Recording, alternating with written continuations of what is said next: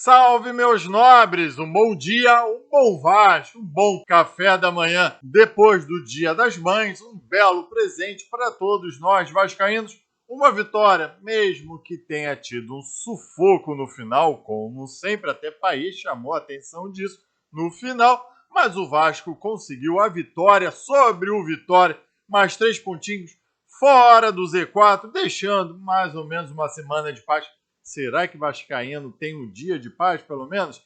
Meus amigos, vamos falar aqui sobre a vitória do Clube de Regatas Vasco da Gama SAF, sobre o Esporte Clube Vitória da Bahia, que deixou o Vasco da Gama na 13ª colocação, fora do Z4. Bem, meus amigos, vamos conversar torcedor para torcedor sobre o jogo de ontem. Venha comigo logo após a nossa vinheta.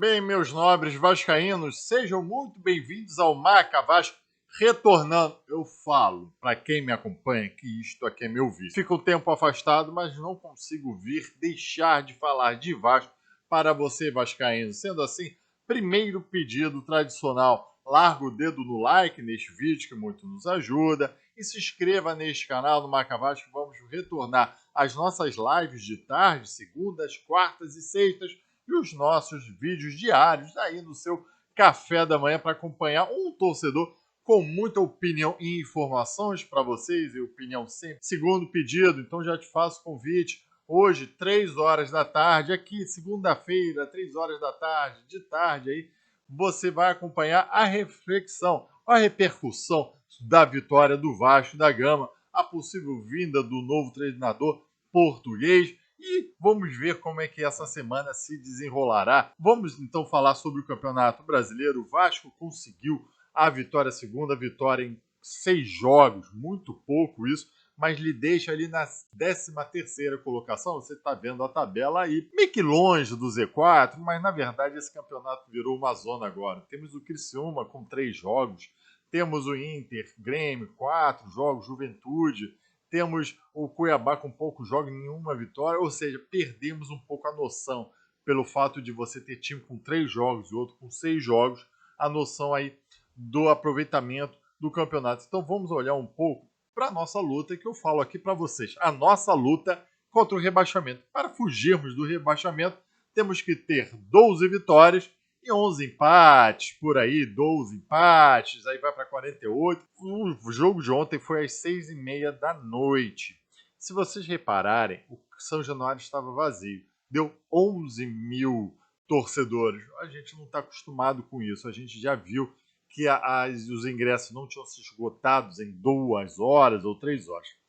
Pode ter diversos fatores aí. Dia das Mães, que eu acho que tira um pouco do público, mas não foi isso, imagino eu, só isso, né? A mudança de horário de 11 horas da manhã para as 6h30 da tarde foi no meio da semana. Absurdo, é absurdo você ter no Rio de Janeiro jogo 11 horas da manhã, porque você pode pegar esse veranico que nós temos aqui, mas essa mudança com certeza atrasa muita gente já não ia no jogo porque era a hora do almoço, do Dia das Mães, aí deixou, tu quer saber, não vou mais mesmo. E também essa repercussão toda da tragédia do Rio Grande do Sul, a gente não sabia até sexta, sábado, se ia ter a suspensão do campeonato ou não. Então isso, imagino que tenha tirado um pouco do público de São Januário, mas mesmo assim foi um público muito aquém, e a minha preocupação é, vamos ficar de olho, será que a torcida realmente está tão desanimada com esse time logo depois então da goleada do Criciúma, do jogo patético que foi contra o Atlético Paranaense, que poderia ter sido uma goleada também? Vamos aguardar os próximos jogos em São Januário. Me deixou um pouco preocupado. Eu estou sentindo que a torcida mesmo já está ficando um pouco cansada de ver tanta ruindade em campo. Beleza, meus amigos? Vamos largando o dedo no like aí. Bem, meus nobres vascaínos, vamos falar agora sobre o jogo em si. Olha a escalação inicial que Rafael Paiva lançou do Vasco da Gama ao campo. Léo Jardim, o João Vitor, improvisado na lateral direita. O que eu estou falando isso demonstra como esse planejamento desse match foi completamente perdido. Você tem que improvisar o João Vitor, que jogou bem, na lateral direita, porque Rojas não dá confiança, Pumita não dá confiança. Paulo Henrique não dá confiança. 3 jogadores que seriam da posição não dão confiança. Meu Deus, isso não é normal. A zaga, o Michael, Deus da zaga, God of Zaga, meu Deus, por que ele estava na reserva, ninguém entende. Muito melhor que o Medel, enfim, e o Léo Pelé. E você tem o Lucas Piton, o incansável. Na frente que a gente pode discutir um pouco, que você tem uma dupla de meio-campista ali, né? Volante, bem marca-fofo, né? Bem frouxo, com todo respeito. Esforço, moleque jovem, 20 anos, do esforço até gosto, mas levou 2 dribles ali, acho que um lençol debaixo das pernas, levou uma caneta ali no primeiro tempo que poderia ter originado o primeiro gol do Vitória. Então o esforço tem muito que aprender, é um moleque novo ainda, mas é muito marca-fofo. Você tem o Galdames, que é outro marca-fofo. Talvez contra o Vitória, em São Januário, até dá para lançar os dois.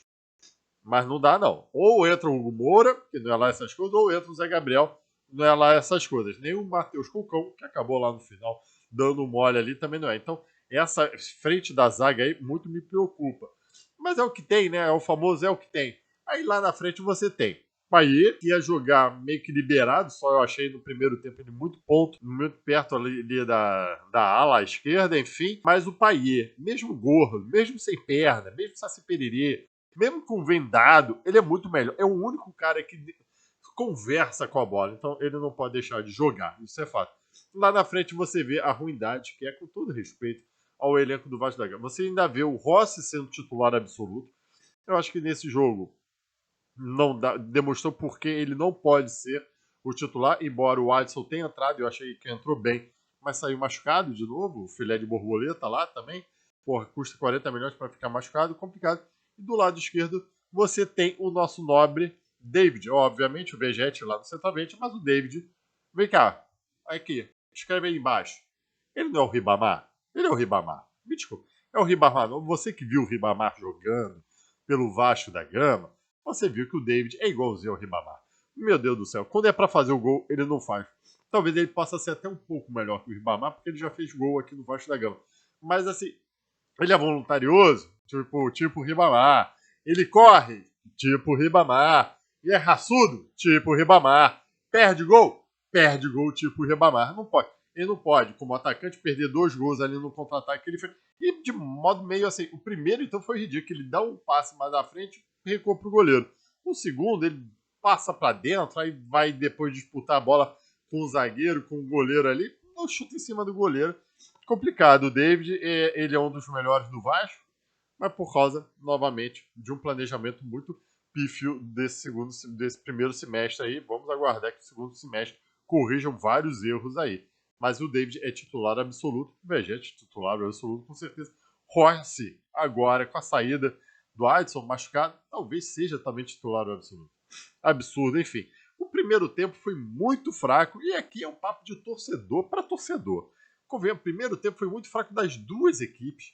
Praticamente não teve chute a gol. Você teve um primeiro lance ali aos 10 minutos, um bate-rebate, que muita gente pode falar que foi pênalti, acho que em cima do esforço ou do Galdames ali, dá uma cabeçada, mas é um bate-rebate que o Payet pega de primeira também, o Vegete cabeceia, enfim, nada demais. O Vitória não ameaçou no momento algum, a não ser esse lance onde o esforço leva um drible meio até vergonhoso ali na lateral direito, que o cara passa pro meio da área, também livre, tal de Mateuzinho, zone a bola para cima, graças a Deus, mas o cara é completamente livre ali na boca da área, não pode cometer um erro desse. Você tem, até mesmo, você tem uma cabeçada do Vegete no último minuto, praticamente, do primeiro tempo, que é a única jogada que o Vasco consegue fazer. O Lucas Piton finalmente acerta uma bola lá no meio. Tá meio ruim também o Lucas Piton, mas o Vegete se antecipa numa cabeçada. Defesa fácil do goleiro lá do Vitória.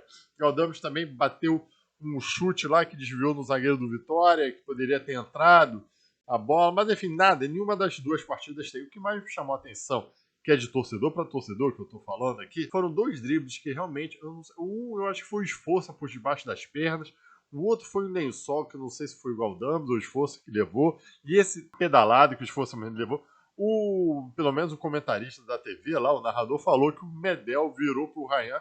Puto, isso não pode acontecer, isso realmente não pode acontecer. Só demonstra como a gente marca fofo, o cara dá E nem é talentoso, assim, bota o debaixo das pedras, nada, super normal, não tem correria ali, não tem empurra-empurra pra bater. É um lençol tranquilo dentro de São Januário, os caras podem fazer essa graça, o jogador do Criciúma fez, porque o jogador do Vitória... Isso me incomoda, porque isso é bom, às vezes, ter um Medel meio porra louca no elenco, pra mostrar, meu irmão, você tem que chegar forte aí. Desse cara não é violência, não é nada, mas mostrar que é território hostil. Você não pode chegar dando lençol aí e ficar numa boa. Isso eu vi. Aí o cara falou que o Ryan ficou rindo. Aí não vamos levantar a bola se ficou rindo de ironia ou não. Mas esse foi o primeiro tempo. Terminou em 0x0, como poderia ter terminado -1. Horroroso. Aí no segundo tempo, o nosso Rafael Paiva coloca o Adson no lugar do Rossi. Óbvio, que o Rossi não produziu absolutamente nada. Não acertou um cruzamento na ponta direita. Não produziu nada. Aí entra o Rossi, o Adson, que eu achei bem. Só que aí o Vasco da Gama deu sorte ou a competência, que eu sempre falo isso, né? Aos 6 minutos, no escanteio batido pelo Payet, Michael, o melhor do time, ao meu ver, depois a gente vai falar isso, mete para dentro do gol. Beleza, aí logo 4 minutos depois, aí vem o lance bonito, por isso que o Payet não pode sair. Lança pro Vegete, que faz um gol muito difícil, muito bonito também, um gol bem bonito dos dois, praticamente os melhores jogadores que o Vasco da Gama tem. Depois disso, a gente vê um Vitória fazendo. Ele sai daquele jogo de contra-ataque que ele poderia ter feito, ali dominando, fazendo um chute ou não. Aí você teve dois lances, assim, uma falta muito bem cobrada pelos Força, aonde o Payet tinha acabado de sair. Você vê claramente que ele ainda não está com o ritmo para a entrada do Praxedes. Enfim, que depois do Praxedes, se não me engano, se enrola para botar a bola para dentro do gol no rebote dessa falta, muito bem cobrado pelo Força no travessão. Aí o goleiro defendeu. Mas o segundo tempo passa por isso. Teve uma bola também do Vitória, depois de uma cabeçada que o cara manda num chutão pro travessão. Aí nos 43 minutos, óbvio que o Vasco não poderia terminar o jogo tranquilo. Tanto que o Payet fala na sua entrevista para a TV que o Vasco tem que aprender a terminar os jogos. E isso realmente eu tenho.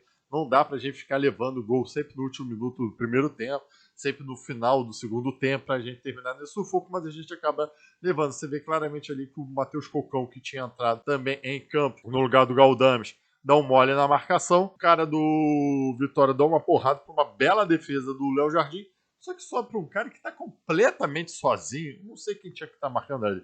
Se era o Paulo Henrique, que também já tinha entrado em campo, porque o João Vitor sai machucado, ou não sei quem tinha, mas não pode o Vasco da Gama tá ganhando, ter um jogador do Vitória no rebote completamente sozinho.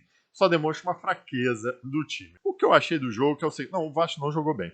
O Rafael Paiva, na sua coletiva, fala que tá encontrando o equilíbrio do time, que é isso aí, que o próximo treinador que já vai vir, ele sabe que é interino, vai pegar uma equipe mais madura. Tudo bem, Rafael Paiva, eu acho que você está fazendo até um bom trabalho para pegar um time completamente, um elenco completamente mal formado e descompensado, que conseguiu um bom resultado lá contra o Fortaleza, um jogo patético contra o Atlético Paranaense, que se tornou líder do campeonato, e contra o Vitória fazendo a sua obrigação contra um time muito ruim do Vitória.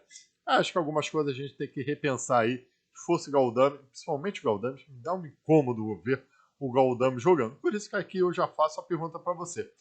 Quem é para você o melhor e o pior jogador do Vasco da Gama nesse jogo? Para mim, o melhor, Michael. Muito bem, parabéns pelo seu primeiro gol com a camisa do Vasco. Titular absoluto dessa zaga do Vasco. E olha que ironia, né? O Vasco, o Michael, que tinha sido pretendido pelo Vitória, estava querendo ir pro Vitória para ter oportunidade de jogo, né? E o Vasco manteve o Michael, bota ele como titular e acaba fazendo gol logo contra o Vitória. As coisas do futebol e parabéns ao Michael. E o pior para mim é o Galdames. Eu acho que não tem condições do Galdames. Não me incomoda porque assim, ele não cria muito lá na frente. Não é um jogador tão perigoso assim. E você é uma marcação muito frouxa do Galdames. Você vê que ele está toda hora trotando. Então não dá para você ter um jogador assim.